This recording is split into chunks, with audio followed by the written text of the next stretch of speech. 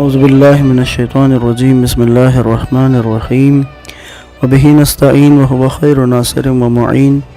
الحمد لأہلہ الصلاة والسلام علی اہلہا ولعنۃ اللہ علی اہلہا السلام علیک یا ابا عبداللہ وعلی الارواح التي حلت بفنائک علیک منی سلام اللہ ابدا ما بقیت وبقی اللیل والنہار ولا جعلہ اللہ آخر العہد منی لزیارتکم السلام علی الحسین وعلی علی ابن الحسین وعلی اولاد الحسین وعلی اصحاب الحسین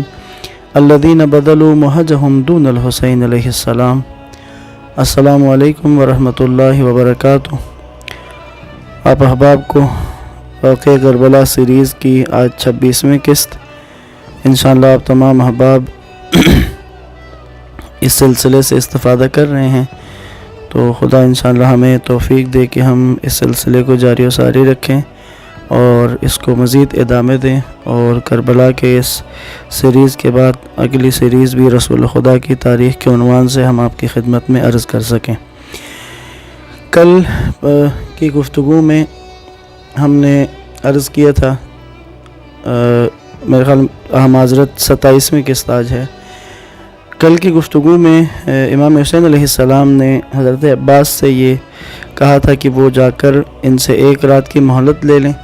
اور اس کے لیے تاکہ اس رات کو عبادت خدا میں، تلاوت قرآن میں اور خدا کے ساتھ مناجات کے ساتھ اس رات کو گزارنا چاہتے ہیں۔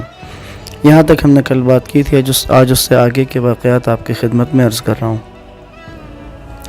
حضرت عباس نے جب امام نے یہ حکم دیا تو حضرت عباس نے آ کر عمر سعد سے بات کی اور آج کی رات کی مہلت کا تقاضا کیا۔ تو عمر سعد شش و پنج میں مبتلا تھا، تو اس نے پھر اپنے جو لشکر کے کمانڈر تھے ان سے مشورہ کیا۔ تو ایک اس کا سردار ہے عمر ابن حجاج، اس نے کہا کہ اگر یہ لوگ ترک و دیلم بھی ہوتے تو تم انہیں مثبت جواب دیتے، یہ تو پھر بھی اولاد رسول ہیں۔ ترک دیلم یہ اصل میں جب ایران کی جنگ ہوئی تھی، ایران جب فتح ہوا تھا، تو اس دور میں اس جگہ کے لوگ نسبتاً کافر حربی تھے اور بہت زیادہ مسلمانوں کے ساتھ انہوں نے تصادم بھی کیا تھا، اور ایک مثال بن چکی تھی کہ دیلم کے ترک اگر ہوں تب بھی انہیں موقع دیا جائے۔ اور اسی طرح ایک اور یہ دیلم کے ترک کے لیے جو استعمال ہوتا ہے، وہ استعمال ہوتا تھا کہ جب غلاموں کے لیے، کہ جب غلام جو بنائے جاتے تھے، تو جو اس علاقے کے غلام بناتے تھے لوگ ترک و دیلم کے ترکوں کو جب غلام بنایا جاتا تھا، تو یہ غلام نسبتاً لوگوں میں پست ترین طبقہ سمجھا جاتا تھا، اور ان سے کام بھی اسی طرح سے لیے جاتے تھے، ان کے اوپر سختی اور ان کو کم حیثیت رکھنا، معاشرے کے اندر اس طرح کی چیزیں عرب معاشرے میں تھیں۔ اسی لیے انہوں نے اس لفظ کو استعمال کیا کہ اگر وہ دیلم کے ترک بھی ہوتے تو بھی ان کو مثبت جواب دیتے، کہا یہ تو پھر اولاد رسول ہیں۔ ایک اور جو اس کا کمانڈر تھا ابن سعد کے ساتھ، قیس ابن اشعث، اس نے کہا کہ میرے خیال میں ان کے اس تقاضے کو پورا کیا جائے اور آج رات کی مہلت دے دینی چاہیے، کیونکہ ان کا یہ تقاضا نہ تو میدان جنگ سے پیچھے ہٹنے کا ہے اور نہ ہی اپنے عزائم میں نظر ثانی کے لیے ہیں، بلکہ خدا کی قسم کل یہ لوگ تم سے پہلے جنگ کا آغاز کر دیں گے۔ بہرحال اس طرح کی وہ باتیں آپس میں ان کی ہوتی رہی، اور عمر سعد نے حضرت عباس کو جو جواب دیا وہ اس طرح کا جواب تھا کہ ہم تمہیں آج کی رات کی مہلت اس شرط پر دیتے ہیں کہ کل تک تم لوگوں نے ہتھیار ڈال دیے اور امیر کے فرمان کے آگے سر جھکایا تو ہم تمہیں اس کی طرف لے کر چلیں گے، اور اگر انکار کیا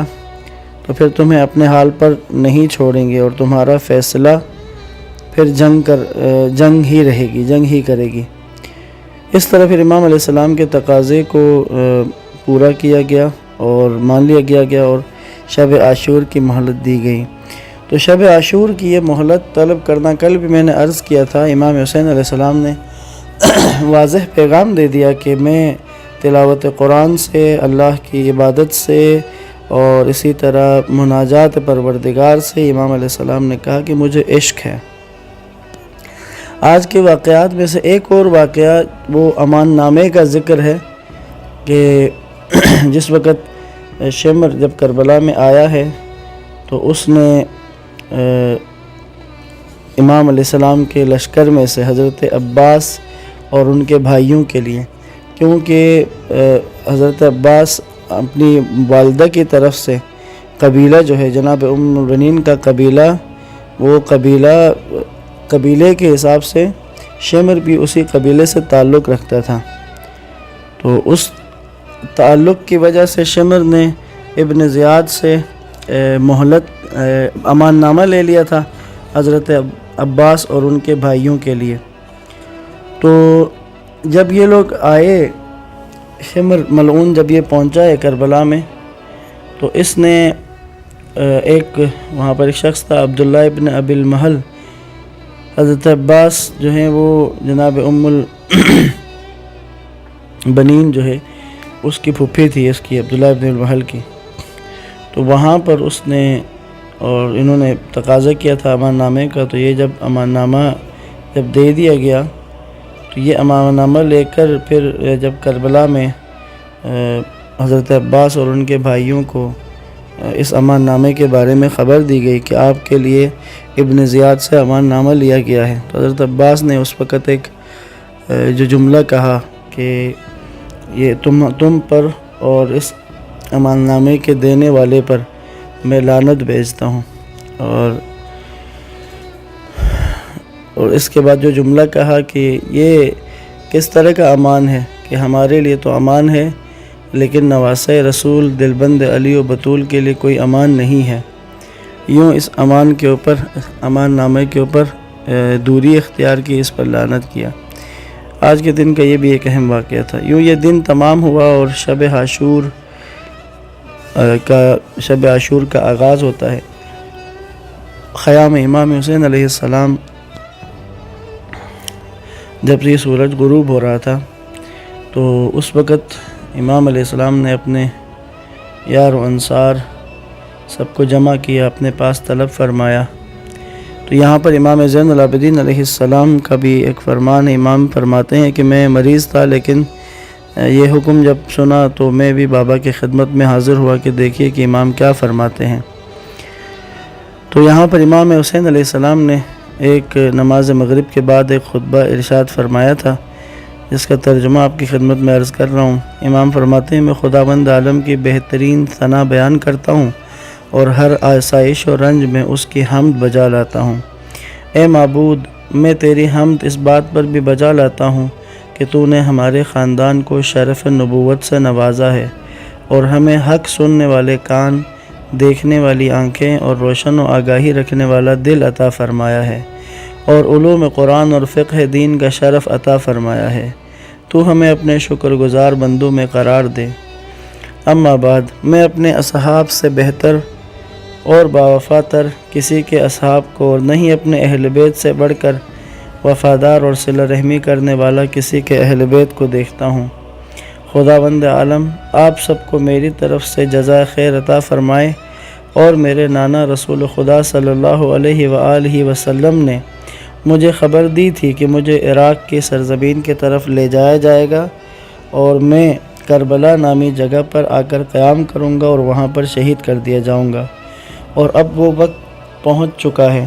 میں سمجھتا ہوں کہ ہمارا کل کا دن جنگ کے ساتھ ختم ہوگا۔ اب تم لوگ بالکل آزاد ہو۔ میں نے اپنی بیعت کا ہاتھ تم سے اٹھا لیا ہے اور تم سب کو اس بات کی اجازت ہے کہ رات کی اس تاریکی سے فائدہ اٹھاتے ہوئے تم میں سے ہر ایک میرے اہل بیت کا ہاتھ پکڑ کر اپنے شہروں اور آبادیوں کی طرف نکل جاؤ اور اپنی جانوں کو موت کے منہ میں جانے سے بچا لو، کیونکہ یہ لوگ فقط میرے ہی طلبگار ہیں۔ اگر وہ مجھ تک رسائی حاصل کر لیں تو دوسرے لوگوں سے ان کو کوئی سروکار نہیں ہوگا۔ خداوند عالم تمہیں جزائے خیر دے۔ عجیب آزمائش تھی، اور امام علیہ السلام نے جب یہ خطبہ ارشاد فرمایا تو اس وقت جب سب اصحاب بیٹھے ہوئے ہیں تو امام نے جب جانے کے لیے کہا تو اس کے بعد پھر امام نے چراغ بجھا دیا، اس لیے تاکہ اگر کوئی روشنی میں کسی کو آر محسوس ہو، شرم محسوس ہو کہ سب کے سامنے سے اٹھ کر کیسے جاؤں، تو وہ اندھیرے میں آرام سے جا سکے۔ یوں امام نے چراغ بجھایا۔ کچھ دیر گزری ہے، اس کے بعد جب دوبارہ چراغ روشن کیا گیا تو اصحاب میں سے، بنی ہاشم میں سے کوئی بھی نہیں گیا ہوا تھا، اور یہ ایک آخری آزمائش تھی امام حسین علیہ السلام کی طرف سے۔ اب جب دوبارہ چراغ جلایا تو اصحاب اسی طرح بیٹھے تھے، اور اس کے بعد انہوں نے کھڑے ہو کے، ایک ایک جانثار نے کھڑے ہو کے، چند افراد نے اپنے جذبات کا، امام کی اس بات کا، امام کی اس آزمائش کے بعد اپنے جذبات کا، تاثرات کا اظہار کیا۔ سب سے پہلے جو شخص کھڑے ہوئے وہ حضرت عباس علمدار علیہ السلام ہیں، اور کھڑے ہو کر انہوں نے جو جملے کہے بہت خوبصورت ہیں۔ حضرت عباس کہتے ہیں لا اران اللہ ذالک ابدا، کہا مولا خدا وہ دن نہ لائے جب ہم آپ کو اکیلا چھوڑ کر اپنے اپنے گھروں کو لیٹ جائیں۔ اسی طرح پھر بنی ہاشم کے بہت سارے افراد نے یہ جملے استعمال کیے۔ اسی طرح حضرت مسلم ابن عقیل کے بھائیوں نے جو جملہ کہا، وہ اس میں حضرت امام علیہ السلام نے حضرت مسلم کے بھائیوں کی طرف رخ کر کے کہا کہ مسلم ابن عقیل کی شہادت تمہارے لیے کافی ہے، میں تمہیں اجازت دیتا ہوں کہ تم مجھے چھوڑ کر چلے جاؤ۔ تو حضرت مسلم کے بھائیوں نے کہا ایسی صورت میں اگر ہم سے پوچھا جائے کہ تم اپنے آقا و پیشوا کو نرغِ آدھا میں چھوڑ کر کیوں آ گئے تو ہم کیا جواب دیں گے؟ کہتے نہیں، خدا کی قسم ایسا قطعاً نہیں ہو سکتا، بلکہ اپنی دولت، ثروت، جان و مال اور اولاد کو آپ کے قدموں پر نچھاور کر دیں گے، اور آخری سانسوں تک آپ کی رکاب میں دشمن سے جنگ کریں گے۔ یہ بنی ہاشم کا بیانیہ تھا، اور ثابت بھی کر دیا۔ روز عاشور ان جانثاروں نے، بنی ہاشم کے جوانوں نے اس انداز میں سید الشہداء کے اوپر اپنی جانیں نچھاور کی کہ تاریخ رقم ہو گئی ان وفاؤں کی، ان وفاداروں کی۔ حضرت عباس نے جو کہا کہ کبھی بھی ایسا سوچ بھی نہیں سکتے کہ ہم آپ کو چھوڑ کر جائیں، کہا اللہ وہ دن نہ لائے کہ ہم آپ کو کبھی چھوڑ کر جائیں۔ تو بس یہ جانثار جو بنی ہاشم کے تھے، جنہوں نے اظہار کیا اپنی محبت کا، اپنی وفاداری کا، تو اس اظہار کو پورا بھی کیا ہے۔ تو اصحاب نے بھی اس موقع پر، اصحاب امام حسین علیہ السلام نے بھی اپنے جذبات کا اظہار کیا، لیکن میں وہ انشاءاللہ کل کی گفتگو میں بیان کرنا چاہتا ہوں۔ ایک آدھ جملہ آج کے حوالے سے ایک اور عرض کرتا ہوں کہ عموماً یہ ہوتا ہے، آپ احباب جو واقعہ کربلا کو سنتے ہیں، اس میں بھی بنی ہاشم میں سے بھی چند افراد کا ہی ذکر ہوتا ہے۔ امام حسین علیہ السلام کا تذکرہ ہے، حضرت عباس کا ذکر ہوتا ہے، جناب علی اکبر کا، جناب قاسم کا، حضرت علی اصغر کا، ان چند شہداء کا زیادہ ذکر ہوتا ہے، لیکن جو دیگر شہداء ہیں ان کا ذکر زیادہ نہیں ہوتا، جبکہ وہ بھی انہوں نے کارنامے انجام دیے ہیں، اپنی جانیں قربان کی ہیں۔ جیسے اگر میں ایک مثال دے کر آج کی اس اپنی گفتگو کا اختتام کروں تو امام حسین علیہ السلام کے حضرت عباس کے علاوہ 5 یا 6 بھائی اور تھے کہ جو کربلا میں شہید ہوئے ہیں، اور ہمیں ہو سکتا ہے کہ ایک بڑی تعداد ایسی ہو کہ جن کو نام تک بھی نہ پتہ ہوں۔ تو اسی طرح حضرت مسلم بن عقیل کے بھائی، حضرت مسلم بن عقیل کے بیٹے بھی کربلا میں شہید ہوئے ہیں، اور دیگر اسی طرح بنی ہاشم کے جو جوان شہید ہوئے۔ تو انشاءاللہ ان کا ذکر ہو، ان کی یاد ہو، ان کے بارے میں تذکرہ ہو۔ اور ایک پیغام یہاں پر میں دینا چاہوں گا آپ تمام سننے والوں کو کہ یاد رکھیے گا، شخصیات کو زندہ رکھنے کے لیے، شخصیات کے تذکرے کو باقی رکھنے کے لیے ایک عمل جو بہترین ہے کہ جس کے ذریعے ہم شخصیات کو باقی رکھ سکتے ہیں، وہ ہے اپنے اولاد میں ان کا نام رکھنا۔ بس یہ بہترین طریقہ ہے کہ شہدائے کربلا کے ناموں میں سے اپنی اولاد میں نام رکھے جائیں۔ تو یہ نام انشاءاللہ جب ہم اپنے بچوں کے نام اصحاب کربلا کے ناموں پہ رکھیں گے تو پھر وہ نام پکارے جائیں گے، اور اسی ناموں کے ساتھ معاشرے کے اندر عمومی طور پر ان کے کرداروں کے بارے میں، ان کی شخصیت اور ان کی سیرت کے بارے میں باتیں ہوں گی، اور انشاءاللہ اس طرح سے ان شخصیتوں کا احیاء ہوگا۔ تو انشاءاللہ کل کی گفتگو میں مزید بات کو آگے بڑھاتے ہیں۔ آج تک کے لیے اتنا ہی۔ والسلام علیکم ورحمۃ اللہ وبرکاتہ۔